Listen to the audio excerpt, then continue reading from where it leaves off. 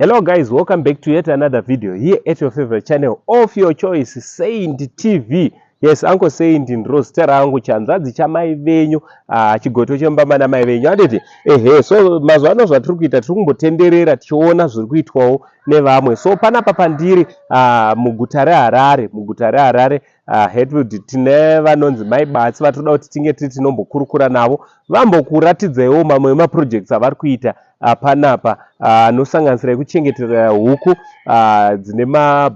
dzine mataipi kana mabreeds akasiyana siyana. Vanoita basa ekubreedha imbwa, vanoita basa ekuchengeta mbudzi, makwai, mapeacock, zvakasiyana siyana zvatoda kuti munge muri munoona. Vanoita mabasa akafanana nekuhecha mazai. Anditi so toda kuti timbotaura navo timbonzwa kuti maprojects awo ari kufamba sei, uyezve vari kuona maprojects awa achivasvitsa kupi pane ramangwana. Aiwa, handei tinozvinzwira. Mai Batsi makadizve? Tofara makadiwo seko. Aiwa, tinofara. Nguva ingareba tisina kuona. Yareba musina kudzoka. Munosvika kwane mhuru. Aiwa, tinotenda Mwari kuti nhasi tauya zvakare.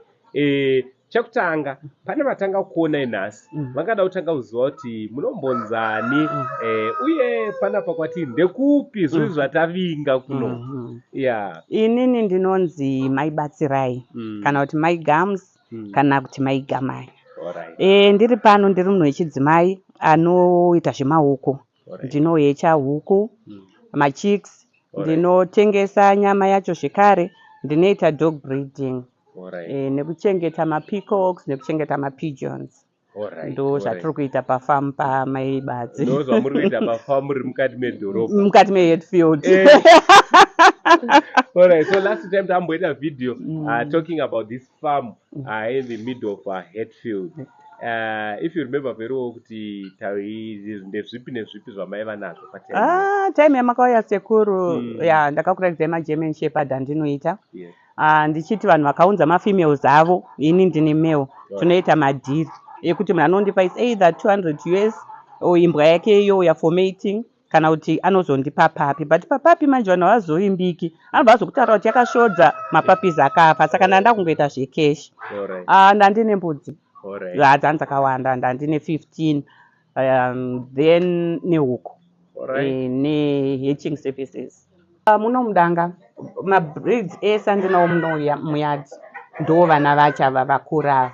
Vamwe ndaita nichitengesa, saka uchita uchitengesa uri kuwanawo futi mari. Mamwe nichitengesa futi mazai uchiwana futi mari. Mamwe tichidya huku dzasara ndo dzakura idzi. Iri zijongwe iri rinonzi Brahma, iri lemon pile. Kana tichiritengesa jongwe iri rinoita $50.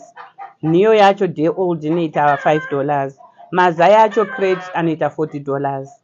Saka munhu anenge akudecida zvaanoda kuti ari kuda zvipi zvacho. So iri ziBrahma.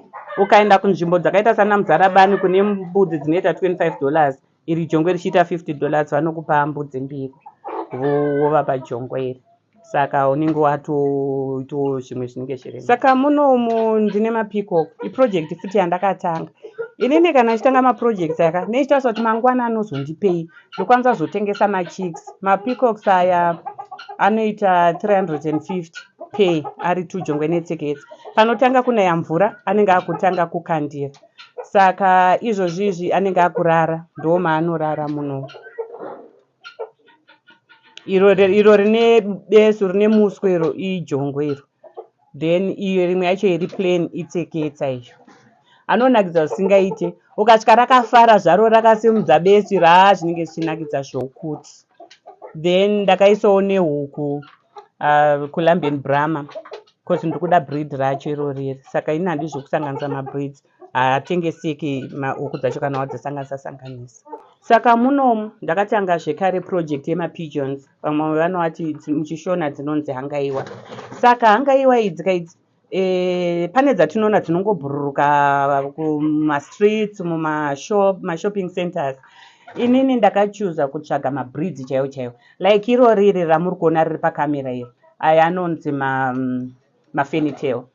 Anongonakidza kuti zvaanenge achingoitawo muswe. Kuritenga irorero breed $40 per pair. Ichi chiombe ichi chiri kufamba ichi aya anonzi making. Making aya anoita $100 per. saka muri kuona kuti ukatengesa mapigeons akaiwayaya unowanawo futi an extra cash unenge uri pamba zvako but uchiwana mari. Izvozvi izvi zvaane vana, umo mune vana 2. Iyi inonzi capuchine. Muri kuona iri kuita hasha, muri kuona zvayakaita chikola chayo hadzisi common idzi dziri kukandira pasi apo mudanga umo. Pasi apo dzine mazai 2. Then aya maracing pigeons aya amwana wati maresa akasiyana neatinowana kumbari muzika chingobhuruka aya vanhu vanotobheja nawo aya kuti tanorisiya kuvic falls radzoka kuno kuharare nemahours mangani vanhu vachibhejerana mari. Iro riri breed iri mune vana varimo mukati zvidiki zviri hazvinyatsooneke but zviriko kumberi uko. So manje zvinenge zvakura zvakutotangawo kubreed. Tumabantam hatukure itoti twatochembera tuhukutu, saka vanhu vanongotudirawo tusize twacho tuwo tunongoita kunge tumaruva muyadhi kuti ukadyika kaka tunotoda tuviri uchidya uri 1. Saka tongotuchengeterawo kuti tunoita tumaruva. Next time ndendatuisa pasi ndatuvakira zvakanaka kuti tunenge twa pasi, but izvozvi tunokandira tichitohecha mazai acho. Last time pamakauya sekuru tanga tine hwai kubhekuroka, I remember ndandine hwai dzakati about 15-20. Iye zvinezvi ndatanga hwai like iyoyi iri pamuri ine zamu anytime iri kuita mwana and breed iri dzinoita vana 2. Ndakaitenga ine mukono wacho. Iye brown ndakangoitengawo ndainzwira tsitsi ine mwana and maconditions acho yanga iri anga asingaiti zvakanaka, saka ndakaitenga kuti ndifidhowo panapa. Saka mwana wacho unfortunately akangosvika achibva angofa, saka ndikutarisira kutowedzera dzimwe manje. Maprojects ese amuri kuitawa ndezviupi urongwa umwe hwamuinawo pamaprojects amuri kuitawa? Urongwa hwandinawo angosaint ndewekuti pane vanhu vari kuda kupindawo mumaprojects aya but vasiri kuziva kuti vari kutangira papi, zvinoenda nekupi zvichibva nekupi. Saka ininiwo ndane 20 years experience, 20-25 years. Saka ndoida kubatsirana navo kuti vese vari kuda kupindawo into maprojects iwaya ekuchengeta huku, ekuhecha, edog breeding, ngavandibate toonesana kuti vari kutangira papi. Plus tiri kugadzira zvekare maincubators. Kune vari kuda zvavo kudzidza kugadzira maincubators, vari kuda kutenga maincubators, vari kuda kutanga project yavo yokuhecha huku, then ndichiassist because ndaane ruzivo nazvo zvakanyanyisa. Alright, panyaya empowerment makanyanyotageta ndevapi? It's obvious ndakatageta vakadzi, madzimai biangu. Madzimai kunyanya because pane madzimai anotoshaya kuti ari kutangira papi zvinhu zvichioma kuti vabatsirane nana baba. Saka even varume, even vakomana, mayouth nevasikana, pane vamwe vasikana vaya vari kumitiswa vachizosvika paextend yekurasa vana, kupererwa ikoko. Saka inini mwoyo uri kurwadza, uri kuda kuti ndishande navo vasikana ava kuti iwewe ukachengeta huku ukadzitengesa ukadai unowana mari yekutenga preparation, unowana mari yekuti newewo unokwanisa kudya, and hatifaniri kudhipenda nevarume chete kunana baba, tofanira kuzvimiririra. Like inini ndinotozvimiririrawo zvekutoti ndotombokanganwa kuti baba vapei dhende rini, bo ndiri busy kubika yangu mari. Alright. Kune vanoti aiwa isitoda kusvika panzvimbo makasununguka kuvaudza zvenyu kuti vanokubatai sei kuti vange vari vanobatana nemi? Inini ndiri Medfield, ndo mandiri kuitira maprojects angu aya panumber 96 muna St Patrick's.